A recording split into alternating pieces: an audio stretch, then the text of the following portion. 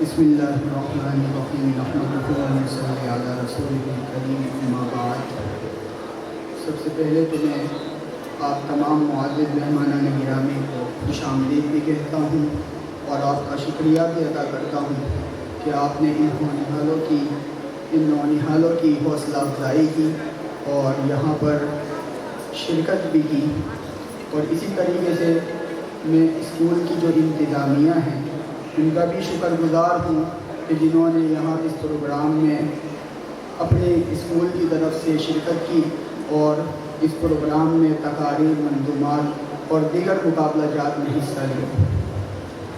اور اسی طریقے سے میں اپنی پوری ٹیم کا بھی شکر گزار ہوں کہ جنہوں نے یہ پورا ایک پروگرام سجایا، جن کی رات دن کی محنت اور کاوشیں تھیں، ان کا بھی میں تہہ دل سے شکریہ ادا کروں گا۔ اور اسی طریقے سے ایک بات جو اسکول انتظامیہ کی طرف سے اور اسی طریقے سے ہماری طالبات کی طرف سے جو اسکول میں پڑھتی ہیں، ایک شکوہ ان کی طرف سے بھی تھا کہ ہمیں بھی ایسے پروگرامات میں شریک کیا جائے اور شامل کیا جائے۔ میں بہت ہی معذرت خواہ ہوں ان کے لیے بھی، اور آئندہ کے لیے یقین دہانی بھی کرواتا ہوں کہ آئندہ ایسے پروگرامات میں ان کو بھی شامل کیا جائے گا۔ ویسے فکر اقبال کے عنوان پر بات کرنے کے لیے کچھ ہے نہیں، کیونکہ مجھ سے پہلے بچے بھی اپنے خیالات کا اظہار کر رہے اور بہترین انداز میں کر رہے ہیں، اور ہمارے معزز مہمانان گرامی جناب فاروق حیات صاحب، مولانا عبدالوحید صاحب، انہوں نے بھی بہت ہی زبردست گفتگو فرمائی ہے۔ دیکھیں، میں بس پوری بات کروں گا اور اپنا ایک درد آپ کے سامنے رکھوں گا، اور اگر میں پیشگی آپ حضرات سے معذرت چاہوں گا کہ اگر کوئی بات بری لگے تو اسے معاف بھی کر دیں۔ دیکھیں، کچھ لوگ تاریخ پڑھتے ہیں، کچھ لوگ تاریخ لکھتے ہیں، اور کچھ لوگ تاریخ بن جایا کرتے ہیں۔ تاریخ بن جانے والوں میں ایک سنہری نام علامہ اقبال رحمۃ اللہ علیہ کا بھی ہے، جن کی فکر ہمارے نوجوانوں کے لیے مشعل راہ ہے۔ آپ دیکھیں کہ نوجوان کسی بھی قوم کا ایک قیمتی سرمایہ اور قیمتی اثاثہ ہوتا ہے، اور اسی طریقے سے آپ نے یہ جملہ بھی اکثر سنا ہوگا کہ کسی بھی قوم کی تعمیر اور ترقی میں نوجوانوں کا بہت ہی اہم کردار ہوتا ہے۔ یہی وجہ ہے کہ علامہ اقبال رحمۃ اللہ علیہ کی تقریباً شاعری نوجوانوں میں ایک تحرک، ایک بیداری اور اسی طریقے سے نوجوانوں کو انقلابی اوصاف سے روشناس کروانے پر مشتمل ہے۔ اقبال کی فکر، اقبال کی شاعری دل پر دستک دیتی ہیں، دل کے دروازے کو وا کرتی ہیں۔ عزیزان گرامی، آپ یہ بات اچھی طریقے سے جانتے ہیں اور جاننا بھی چاہیے ہم سب کو کہ اگر کوئی شخص اقبال کی شاعری میں ذرا سی بھی غور و فکر کرے تو مادیت سے روحانیت کا سفر اور جہالت سے علمیت کا سفر شروع ہو جاتا ہے۔ اور ایک بات یہ بھی ہے کہ جو لوگ اپنے اسلاف کی باتیں، اپنے اسلاف کے اسباق اپنی نسلوں کو نہیں بتاتی، وہ لوگ ہمیشہ بصیرت سے خالی رہتے ہیں، حکمت سے خالی رہتے ہیں۔ عزیزان گرامی، آپ دیکھیں کہ ایک وہ لوگ تھے، ایک ہمارے اسلاف تھے جنہوں نے اپنی خودی کا کبھی سودا نہیں کیا۔ خودی سے مراد جرت، صبر و استقلال، شجاعت، صداقت، امانت، دیانت، یہ چیزیں ہیں۔ اسی طریقے سے تعین ذات، عرفان نفس، جس کا ذکر علامہ اقبال رحمۃ اللہ علیہ نے اپنی کتاب اسرار خودی میں بھی کیا ہے۔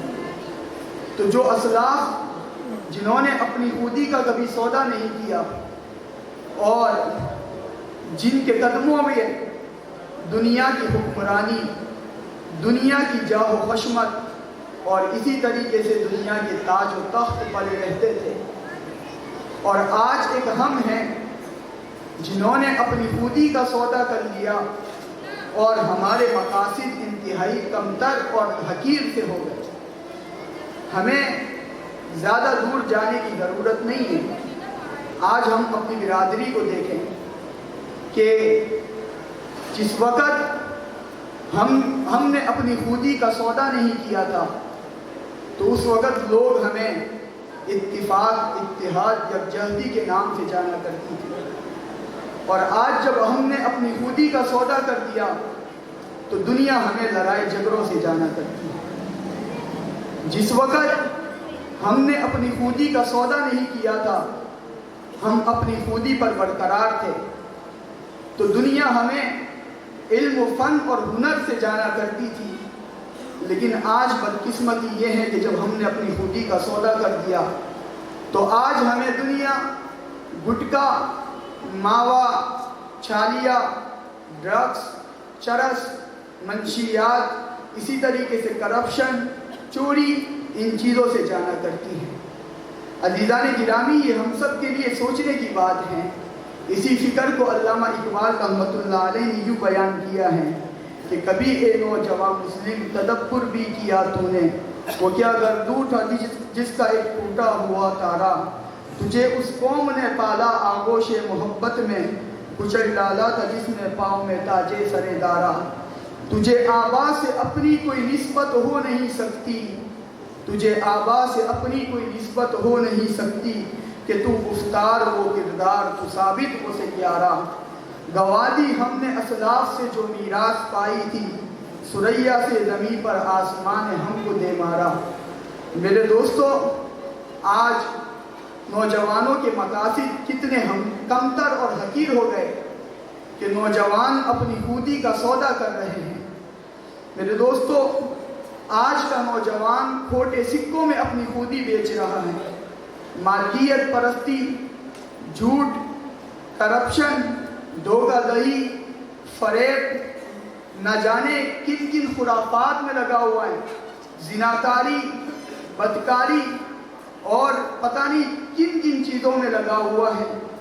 آج ہمیں ترقی کی کن منازل کو طے کرنا تھا، لیکن آج افسوس یہ ہے کہ ہم سب کو سوچنے کی ضرورت ہے کہ ہم سب کہاں پر کھڑے ہیں۔ شاید اس درجے پر کھڑے ہیں کہ زوال بھی ہمیں برداشت نہ کرے، بلکہ زوال سے بھی کسی کم تر درجے پر ہم کھڑے ہیں۔ میرے دوستو، جہاں آج کا یہ دور ہے، جہاں بد اخلاقی اقدار کی پامالی عروج پر ہے، ہم سب کو ایک مشترکہ پلان بنانے کی ضرورت ہے، مشترکہ لاہ عمل طے کرنے کی ضرورت ہے کہ ہمیں اپنی نسلوں کے ساتھ اسی طریقے سے ظلم کرنا ہے یا ان نسلوں کی ہمیں ان چیزوں سے حفاظت کرنی ہے۔